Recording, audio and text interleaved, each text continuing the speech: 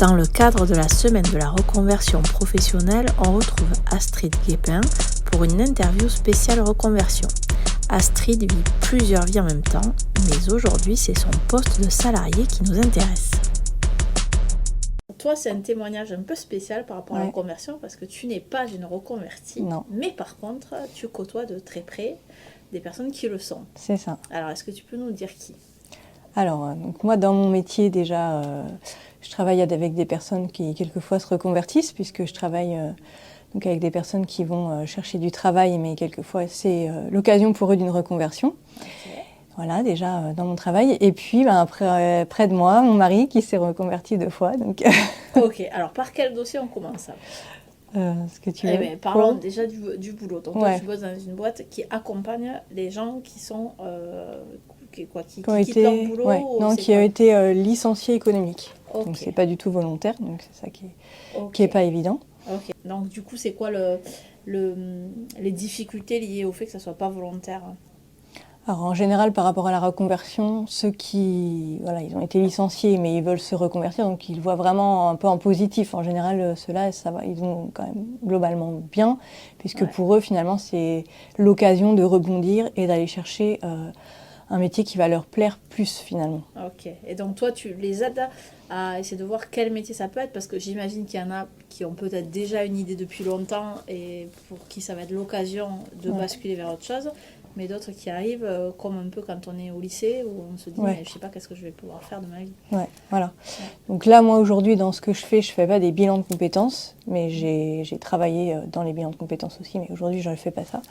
Mais déjà, je redirige un peu les gens sur... moi, je peux déjà évaluer si la personne, déjà un peu, elle sait ce qu'elle veut faire ou pas du tout. Donc, comme j'ai quand même l'habitude, ceux qui savent déjà un peu ce qu'ils veulent faire, je peux les aider directement. Okay. Ceux qui savent vraiment pas du tout, moi, j'ai pas le temps, dans mon métier là aujourd'hui, de faire un bilan de compétences et c'est pas mon travail.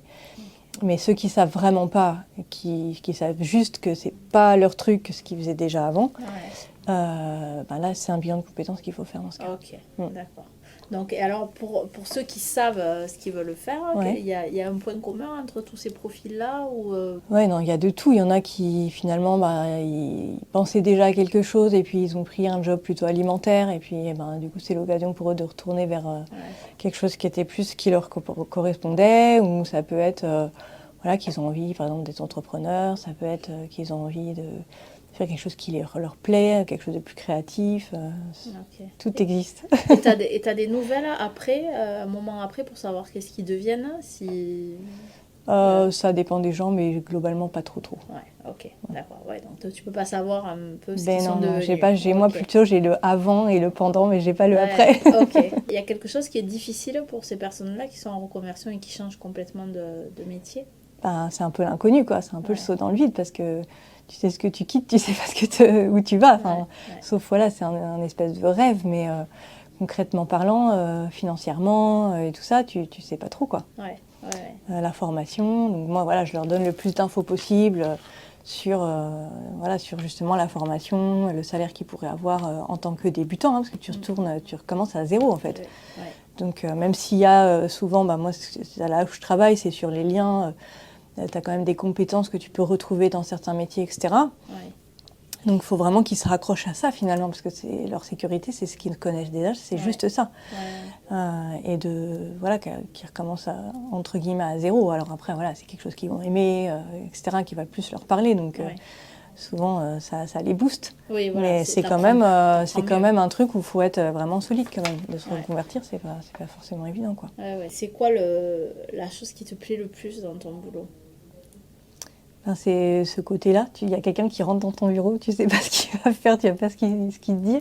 Et ce côté de trouver des solutions finalement, d'essayer de l'aider sur comment faire le chemin pour arriver à son objectif, à l'objectif de la personne, quoi. Okay. Mais toi, du coup, ça veut dire que tu as une connaissance vraiment, alors pas forcément parfaite, mais une bonne connaissance de comment se former ou avoir des subventions pour ça, etc. Oui, je sais où il faut aller pour avoir des renseignements sur les différents métiers, Oui, c'est sûr que ça demande une connaissance quand même, on va dire générale, quoi. C'est-à-dire que je connais pas un métier très bien, mais je connais plein de métiers, on va dire. Ok, ouais, ok. Alors donc du coup, tu es la compagne d'un serial reconverti. C'est ça. Et alors ça fait quoi? Parce que c'est vrai qu'on a des témoignages de personnes qui sont reconverties, mais être auprès de quelqu'un qui le fait, j'imagine que ça c'est demande quelque chose aussi. de la patience, Voilà. de la persévérance aussi. Ok, et tu peux nous dire ce qu'il a fait comme métier? Alors, du coup, il était gendarme. Okay. Et donc il s'est reconverti vers un métier dans les entreprises, dans les services et moyens généraux. Ok. Et donc du coup ça a été... bon voilà, on avait quand même déjà notre famille, des enfants. Moi je travaillais pas, je m'occupais des enfants. Donc c'était vraiment très, comment dire, c'est l'aventure quoi. Ouais. Oui, là c'est pas un contexte, c'est pas un contexte Et simple. en plus on était logés par la gendarmerie. Donc c'est-à-dire qu'on l'était plus, que mon mari n'avait plus de salaire.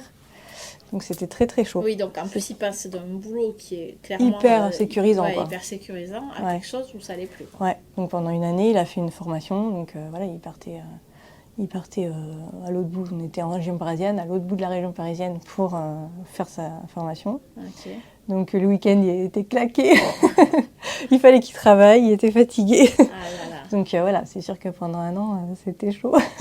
Et par rapport à la sécurité financière, c'était ça qui était le plus difficile, parce que tu disais qu'il fallait de la patience.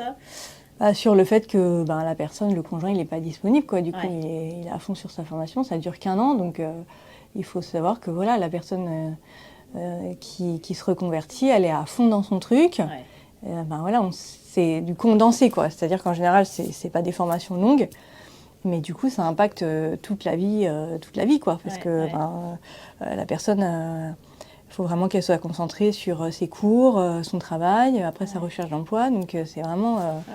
voilà, il y en a qui vont faire 4 ans d'études pour arriver à un poste. Et là, ça va être en 1 an ou 2 ans. Donc c'est de l'intensif. Et à ce moment-là, il ne faut pas trop compter sur la personne pendant cette année-là, quoi. Donc vaut mieux que le conjoint soit d'accord et fasse partie moi du j'étais projet, super quoi. moteur, donc voilà, je savais, c'était même moi qui lui avais dit va faire un bilan de compétences. Donc il n'y avait pas de souci, mais c'est vrai que c'est important de demander pour les gens qui veulent se reconvertir, d'en parler vraiment avec son conjoint et que le conjoint soit quand même partant, quoi, parce que c'est quand même un impact sur la vie de famille, quoi.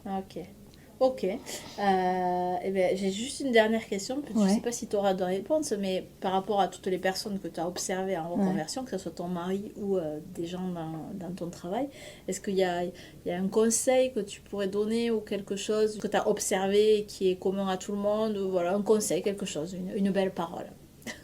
Non, mais que je trouve ça très courageux de se reconvertir, c'est un peu un saut dans le vide. Et après, que je pense que c'est important d'être bien entouré, soutenu.